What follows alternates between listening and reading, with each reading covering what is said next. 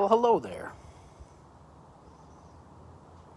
Clandestine pipe checking in after, probably too long. That's always the way it is. Well, I do hope all is going well with you. Unfortunately, if you're watching, we might have to put up with or compete with the idiot neighbor dog. I don't know why people get these stupid dogs that they don't train, so they just sit there and bark for hours and hours. I mean, I've got 2 dogs. I love dogs, but it's these stupid owners that either don't train them or don't care for them enough to stop them from just shouting all day. It's sad. I mean, dogs are great. Humans suck. Anyway. I got quite a few things to talk about today. All of their own various levels of import. First one is got a couple new pipes, actually during Christmas. The resurgence or remaking of the Falcon was something that I was always anticipating or hoping someone would do. And they sure enough did. It's just grand. They're just pretty, interchangeable bowls. Screw off. A little dish inside. And I am by no means a snob. In fact, most of my favorite pipes are still corn cobs. But for my money, these things smoke great. They smoke well. They move well. They clean out well. The dish really does collect quite a bit of the moisture, so you get a dry smoke. It's really good. It's really good. So, and they're enjoyable. Lots of different styles for your, what you want to see. Or whatever you want to see for that matter.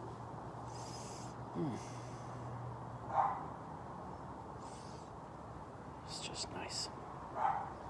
It's interesting too. This one is an official Falcon. It's got all sorts of things, Falcon, made in England. It's got the Falcon insignia here. It's authentic. This one I found on Amazon, I think, and it kind of like went on and off, took a while, came from some super dodgy or shady packaging, in some shady packaging. But it had original packaging, like Falcon packaging with it, so I'm not sure. I wouldn't be totally surprised if this was a knockoff of some kind, though I didn't know it when I bought it. And I couldn't really be certain because I guess I could do some research and find out. But this one also takes a filter, which is nice. And it fits all the other Falcon bowls, so I've got nothing to complain about with it. It's performed well. It's just obviously made of, I don't know, it's just a slightly cheaper stem material. Again, not disappointingly so, but just a bit so. So, I do have a couple of tobaccos that I'd like to talk about. We're experimenting. First is this Amphora blend. I'm a connoisseur of old pipe tobacco commercials. I've got one such collection that I watch regularly, or what we call it, playlist that I watch regularly. And I just love the time when you could advertise for such wonderful things as pipes. And I just do appreciate watching and seeing how people would choose to market the pipe. Because it's interesting, you don't market a pipe like you market or pipe tobacco like you market a cigarette or a booze or whatever it is.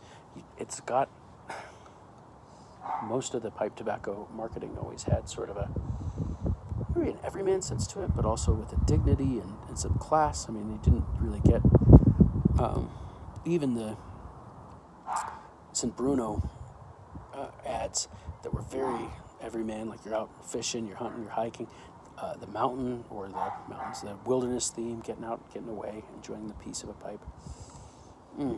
It's interesting because those images sell because that's really what a pipe is to us, I think, a lot of us. It's a respite. It's a delight after a fashion.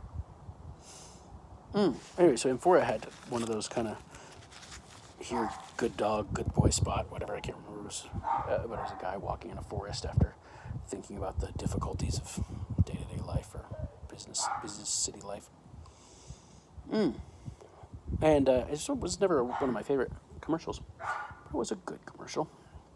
And I thought it was gone. I'd never seen it. And then it started showing up again. And oh my goodness, this is a fantastic tobacco. Now, again, fair warning, I do enjoy over-the-counter blends like anything. They're great. I like Prince Albert. My favorite is probably Carter Hall. Yeah, Granger. Sir Walter Raleigh didn't do me real nice, and I get absolute terrible tongue bite from Borkum Riff, which I hate because I love the Borkum Riff commercials and I like what they offer. But my goodness, what for some reason it just chews me up. Captain Black, particularly the gold, if I smoke it slowly, I really like it. So anyway, I'm no tobacco snob. However, this is that nice broken flake. It is just really. This is the original blend. I picked up a pouch of the full flavor for a later date, but it was. That's not what I'm smoking now. But Amphora, I mean, I enjoyed this pack all the way down to the bottom. It was mild, pleasant. I didn't detect any kind of flavoring. It was just that good, straight up, everything you want a tobacco to be.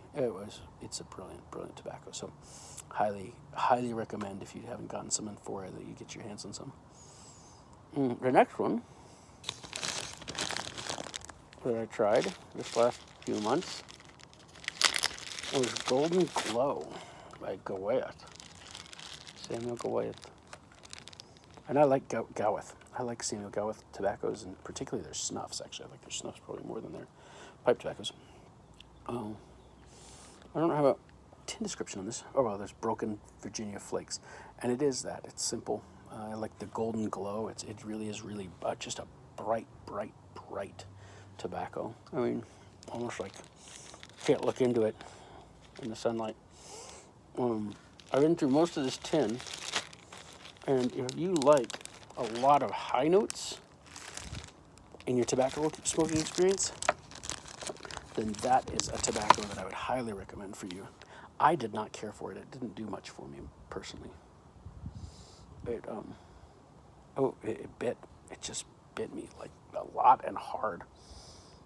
When it comes out of the tin, when I first got mine, it was way, way, way too moist. So, and I'm usually not patient enough or a planner enough to dry out my tobacco for any amount of time. But nevertheless, it is a good one. It's quality. You can tell it's high quality.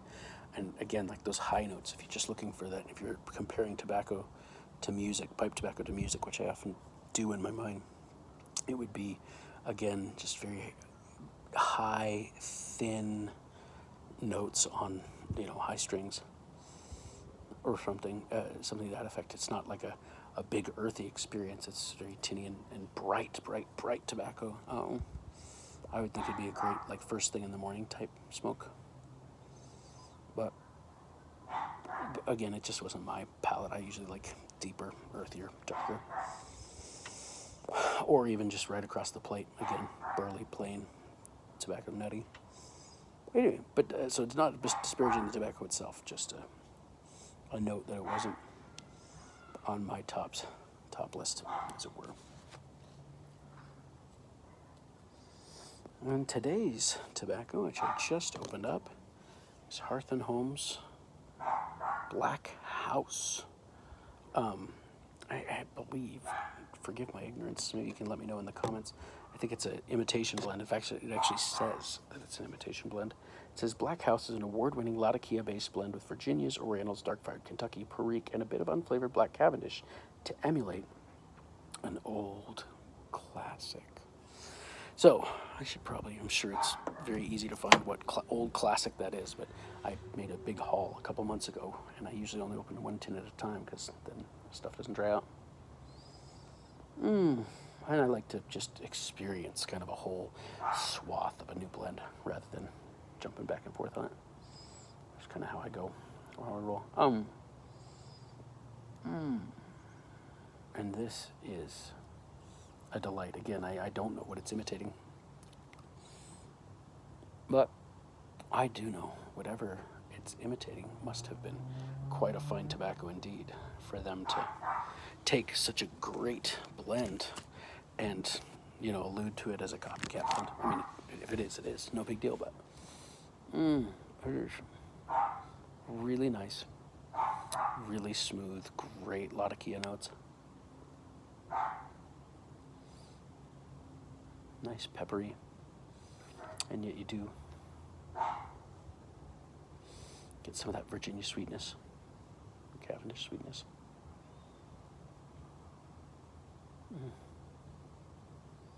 It does well. It really does well. Definitely well worth picking up if you like English blends, unflavored. A lot of Kia blends with good cool smoke and a little bit of complexity. It's definitely not a monotonal blend at all. Just really great, pronounced lot of Kia. This is right out of the tin. Didn't try it or anything. It's my first bowl. I'm sure I'll think more of it as I think about it. But that's about it today. A couple new tobaccos, 2 keepers. One that I'll probably not order again, but I wouldn't say that you shouldn't try it because the guy who recommended it to me had it as one of his top, kind of like all-time top blends because he really liked that bright Virginia taste. So again, isn't it wonderful that there's tobaccos out there for all of us? I hope that as the spring smoking weather continues that you're all getting to enjoy the warming, the rising temperatures, the budding and the greening grass, and evidently the debarking dogs. Anyway, I'm going to enjoy the rest of this pipe. But in closing, I'll say I hope you're well, that the smoke continually satisfies.